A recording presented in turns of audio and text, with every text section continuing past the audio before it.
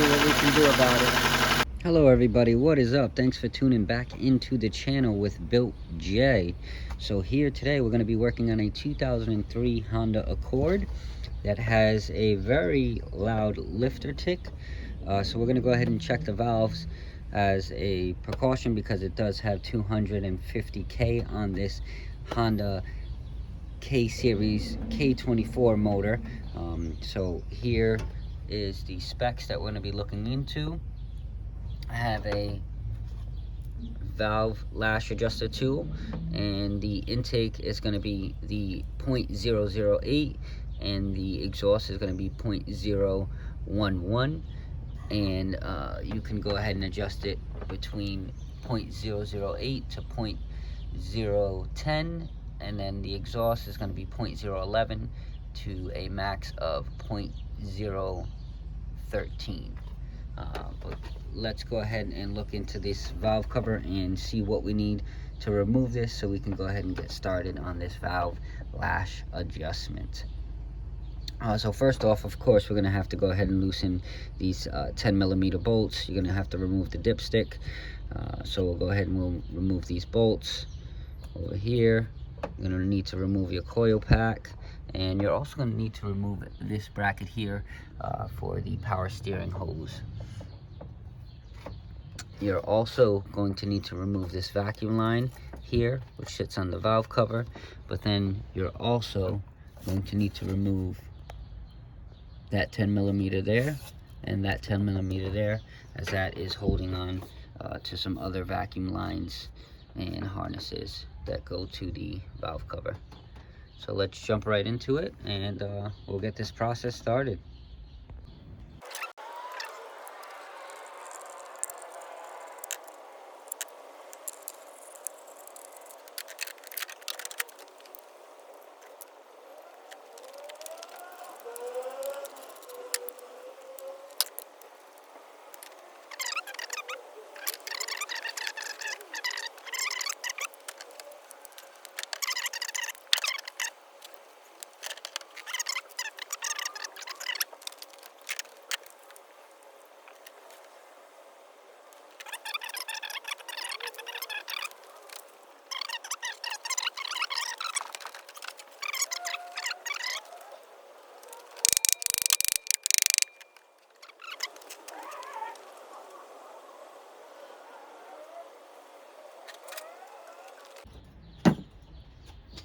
Alright, so I have a pry bar.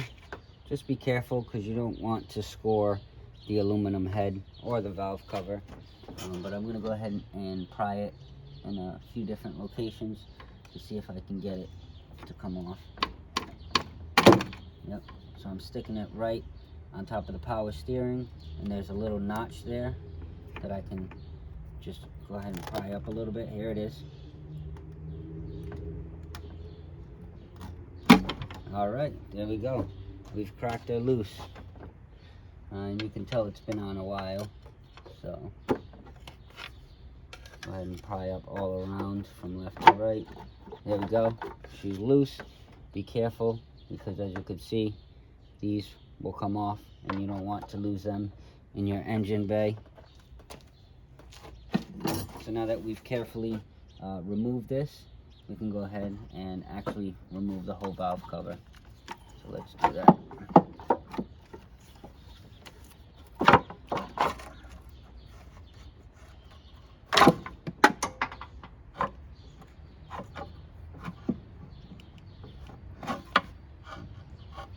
Alright, I like to grab it from here and in the back half, and I can wiggle and maneuver it out. I did lose one of these during the process. It fell probably on the floor, so we'll take a look at it and see what's going on. So let's go ahead and put this aside.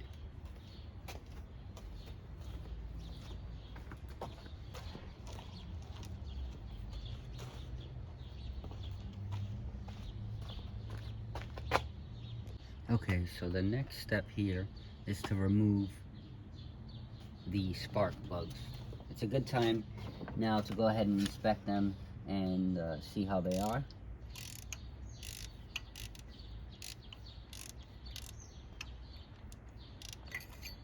Gonna go ahead and loosen them all up first.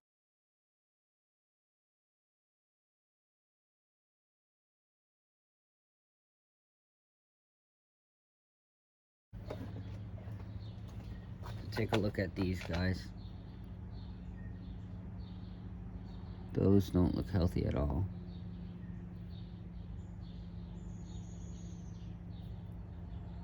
Bunch of sludge, carbon buildup. Check that one out.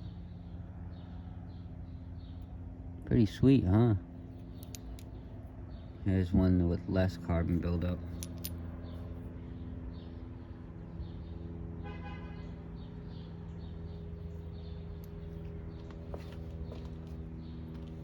And then last but not least, got this one here. And this is the Bosch. And look at, we have auto light. And then, come on, focus in there. Bosch. It's never good to do 2 different spark plugs, 3, 4, whatever. 4. You gotta do 4 of the same spark plugs. But don't go ahead and put 2 different ones, or 1 different one, or 3 different ones. It's not good for the motor. So let's go ahead and move forward. I'm gonna get you a close-up on what I just discovered. So let me grab you and take you right into the stuff. Alright guys, so here's something which I just discovered. I hope my camera can pick up on this. But anytime you take off the valve cover, you want to go ahead and do a quick inspection of everything, especially your camshaft lobes. And then just go in there and give stuff wiggle, make sure it's not too loose or anything like that. But for right now, we're not going to check these right now. I'm going to show you something that I seen, and that's either starving the motor with no oil, or maybe even a valve to piston tap can do that, causing pressure to be put on the camshaft lobe. But if you can see that right there, let me focus that, see if I can get that to focus for you guys. Come on.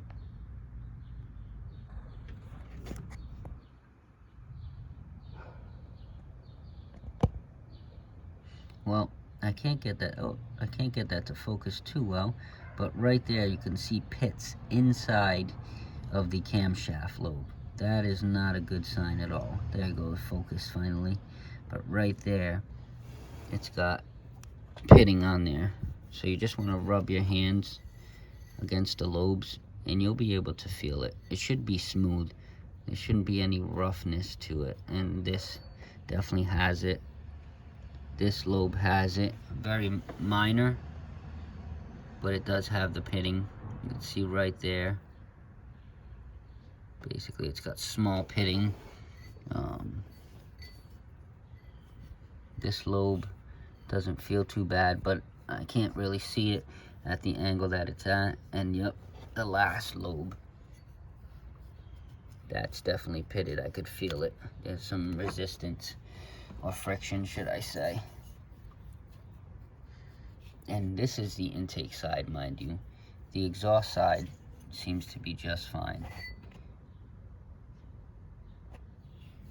It looks like normal wear. Okay, so there may be bigger issues for this motor, but I'm gonna say right off the bat, I think all of them are probably loose, and that's why there may have been some valve to piston tapping on the intake side. That I can't say 100% for sure. With any motor, the only real way to figure out the issue, especially when it comes to either motor knocking or ticking, is going internally into the motor and visually inspecting everything, and then you can go ahead and come up with your diagnosis. But in this case, I think it's a loose valve adjustment, as well as maybe some oil starvation, where either the motor is burning off the oil, or the owner just never kept up on their oil changes when they should. every 3,000 to 5,000 miles, depending on synthetic or conventional oil. So let's jump right back into it, and I'll get you going on how to adjust your valves with the feeler gauges, as well as inspecting how they are at this very moment to see if they're loose or too tight. My assumption is they're going to be excessively loose, or if not all of them, some of them. So let's get you back on the tripod and we'll get right into it, guys. Alright, so now that we have everything here ready to go, we're going to make sure that cylinder 1 and 4 is at top dead center. So I have the dipstick here. This is the tool that I'm going to use to see if it's at top dead center, or you can use this type of tool which shows you the piston. So I can see the piston. You got a small little microscopic camera that goes down into the combustion chamber, and you can see your piston. That particular piston is all the way down at its lowest point in the crankshaft rotation, and cylinder 1 and 4 is top dead center, which is at its highest point. So if you don't have a camera, you can use the dipstick method, which is the one that I use all the time. But what you do is you want to go ahead and rotate this power steering pulley, which is a 19 millimeter clockwise, which is going to be to the right, so this way towards your radiator. And once you do that, you'll see the dipstick move up and down each rotation. But you can also make sure that you're top dead center by verifying the dipstick and also verifying your camshaft lines. So you can see down there on the camshaft, you have one line here and one line here. Those two lines should match up, as you can see there, as well as the arrow going up. Let me see if I can show you that. So you have an up arrow, and that dot there is pointing up. So you can see there the dot and an old paint marker mark right here. And then you have the dot as well as the paint marker mark right there. And those should be facing upwards, along with the side timing marks facing horizontally. Okay guys, so this is the setup you have. They make a special tool, but this tool works as well. Just a flathead screwdriver and a 10 millimeter wrench. So you put the wrench on and then the flathead on top. Wrench on first, flathead on top. And then you have your feeler gauge 0.008 on the exhaust side, inside, or should I say in between the valve and rocker.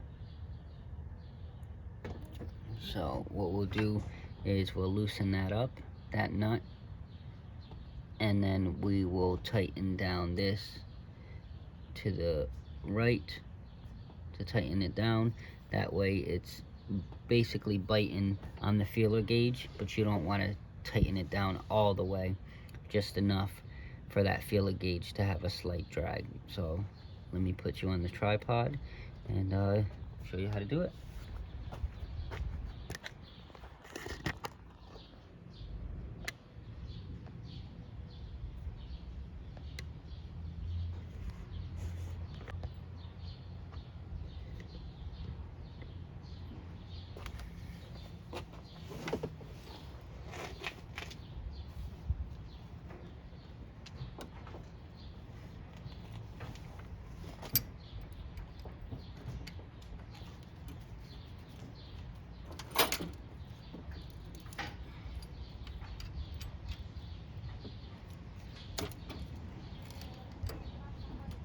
So once you crack that nut loose, you should be able to go ahead and tighten that down.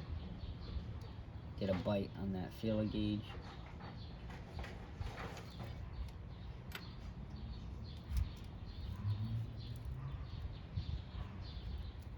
You just want a slight amount of drag. So as you tighten it all the way down, it bottoms out. Try and pull the feeler gauge out. It's not going to come out. So slowly, very, very slowly, loosen it, and then check that feeler gauge to see if it has that slight drag. You don't want too much of a drag, and you don't want too little of a drag.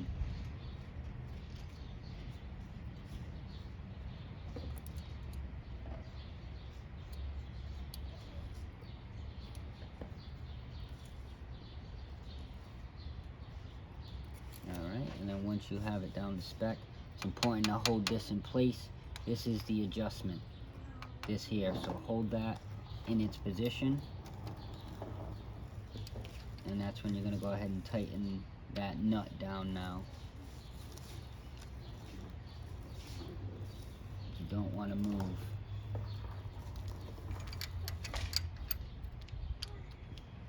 The flathead.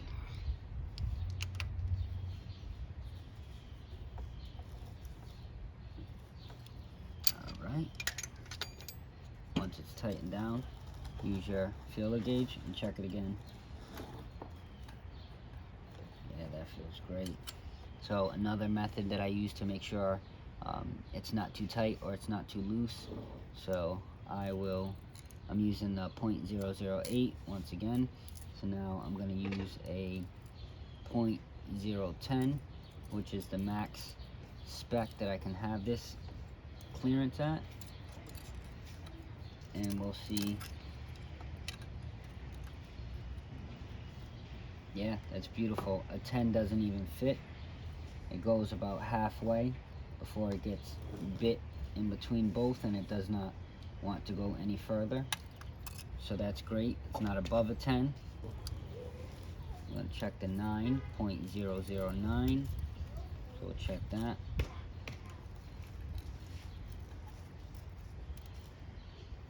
.009 goes in a little bit further, but it still doesn't fully go through.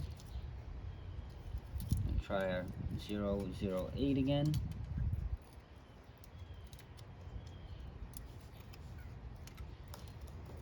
And it has just the slightest amount of drag. You could even hear it.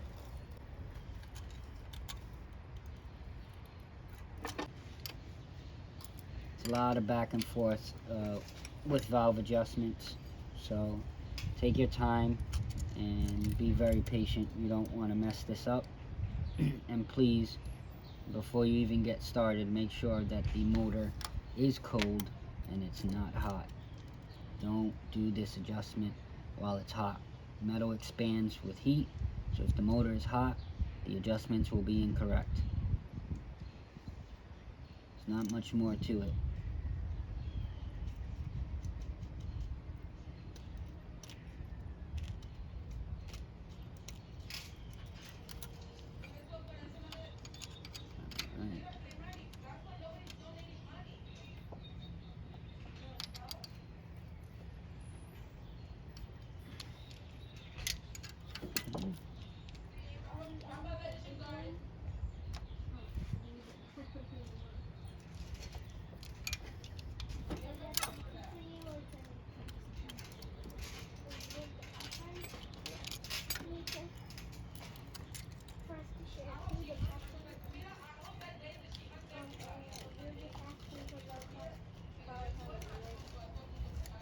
That's beautiful.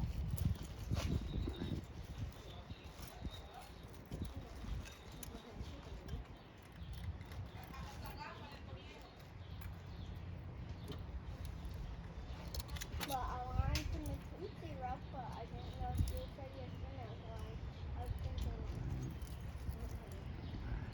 Not least. Oh wait, you can just say you can just watch the video of how Google is serious, because I don't think Google is serious.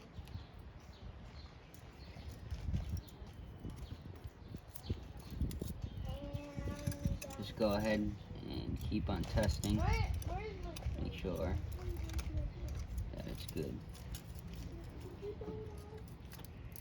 Move your back.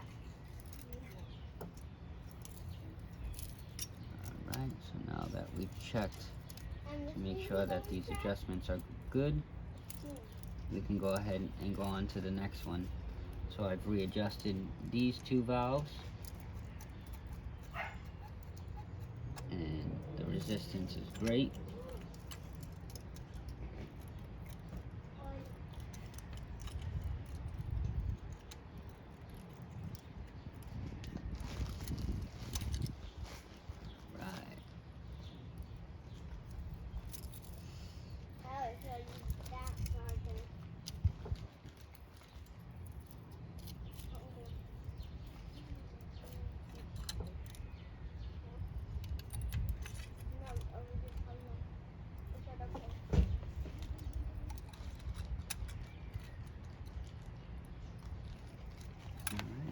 we'll go on to the next one.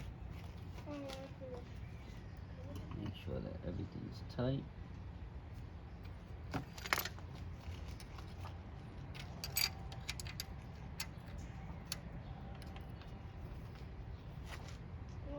Alright, so that is tight.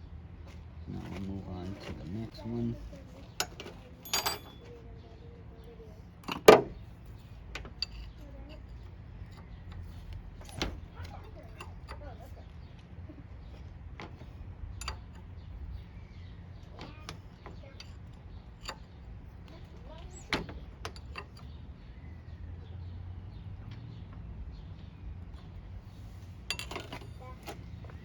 Alright, now we're going to be working on that cylinder right here. Cylinder number 3. Take this out. And now we can make that adjustment again. Wow, this is not a good spot. As you can see, there's a bunch of stuff in the way. So we'll do our best to adjust this one, but there's not much room over here. So try not to make an adjustment in error due to the lack of space.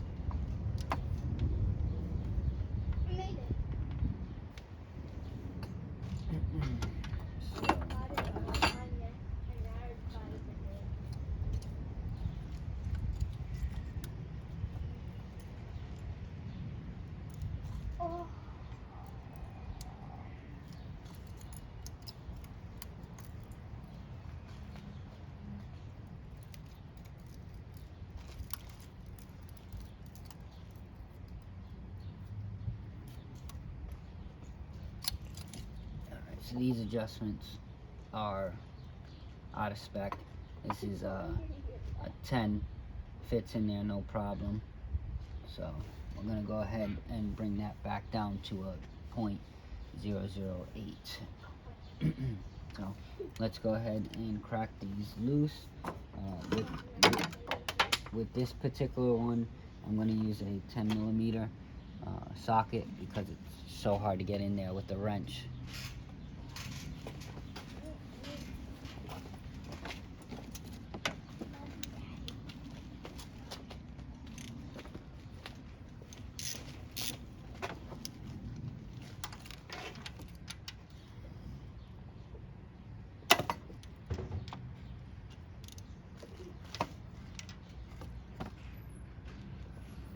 Okay, so now that they are cracked loose, now I'm going to take this.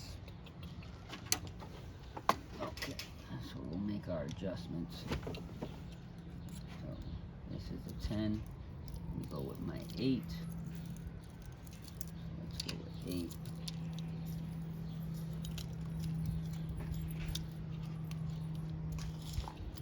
And that goes in there. Absolutely. No problem, no resistance, it's just loose in there. Torque that down. Keep tugging as you loose, tug outwards to see if that is good.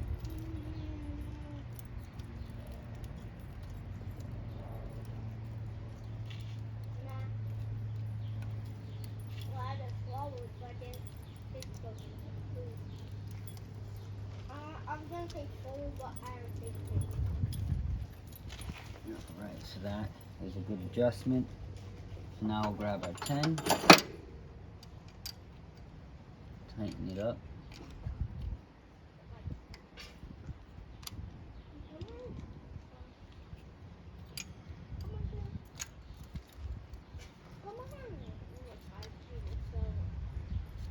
Just be careful not to strip these either. It's a tight spot, so.